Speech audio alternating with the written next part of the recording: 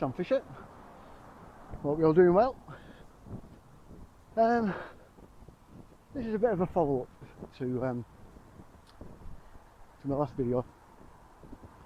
Not the Dr. Vitar one, but the engineered epidemics and COVID video and the wireless technology ones. This is just going to act as a part of the rundown of what I've learned whilst making that video, and just so you can see the thought processes that have gone behind it all, because I'm still learning as we go along, obviously, like everyone else is. So, I mentioned a document by the Rockefeller Foundation, which is has a section in it called Lockstep. Should see the front cover of it in a second.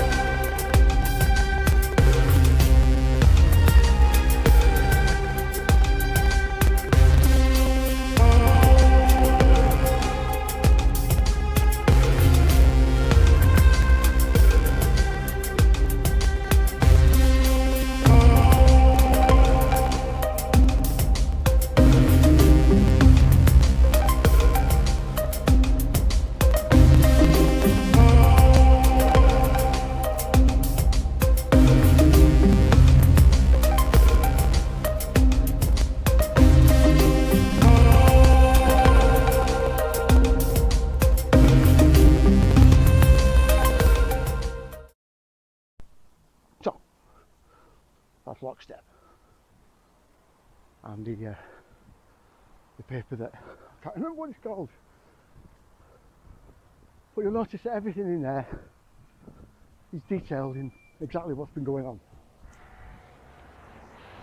That and Event 201 has also been going on, but both of these still have one slight problem. It's still assuming that viruses are what we've been told they are. Now, I don't know if any of you have heard of them already or before. There's a guy called Dr. Kaufman, and another guy, another lady, very good lady called Judy Mikovits. Now, Judy Mikovits used to be a virologist for the CDC, and then she was dragged in to weaponise Ebola, basically to add gain of function, which is something that Dr. Vitar goes on about about what they did with the COVID virus. Now, what they both say is quite remarkable about what we're learning about viruses in general. Apparently, viruses are something that we need. They're actually a necessary part of the immune system when we're talking about toxins that are getting that we're getting into the body either through pollution or outside influences, stress, all sorts. Now, part of this is this immune response is to release something called exosomes, which is meant to lower the cortisol in the blood, basically to reduce the stress and to fight that infection. The thing is, exosomes and viruses look identical, which has led to the conclusion that they look identical because they are one and the same thing. So what do I mean? Right, this is where the fun starts. All of these pandemics that we're seeing lately and all of these vaccines are injecting foreign substances into our system, foreign genetic substances, which we call a virus. They're meant to be inactive viruses that we're being injected with. Our body naturally starts to release exosomes to combat it. More exosomes, more antibodies, and everything else. And this essentially is causing all the problems. But they need a trigger, they need an activator. The truth is, they've had one for years. It's just a little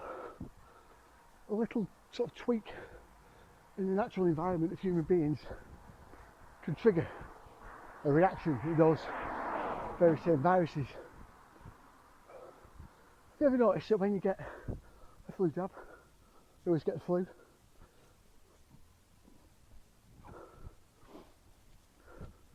You ever noticed that?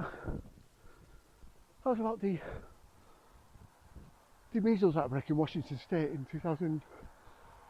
I think it was last year actually, 2019, or maybe 2018, where every single person who caught the measles had either had an MMR jab or a measles jab sometime in their life.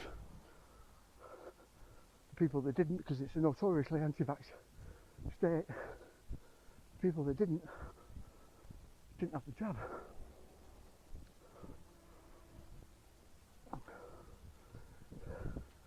From that you begin to wonder,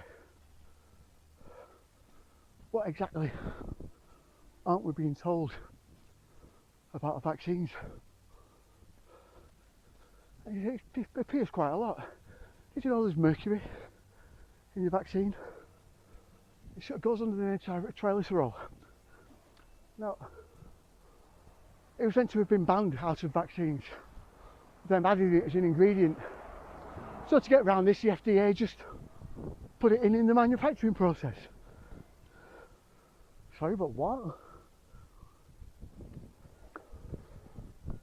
How do you think autism is starting all over the place?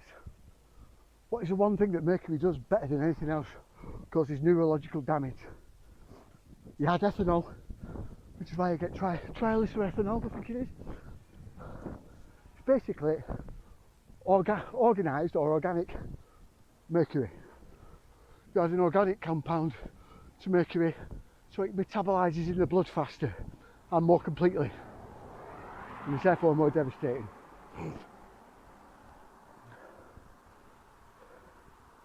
This is what is in your vaccines.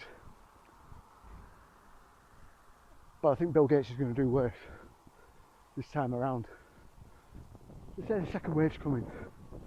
It will do if everyone has the vaccine, because they'll have it already in your system. In fact, I can near enough bet my entire life that the flu vaccine that you had just before Christmas had COVID-19 in it.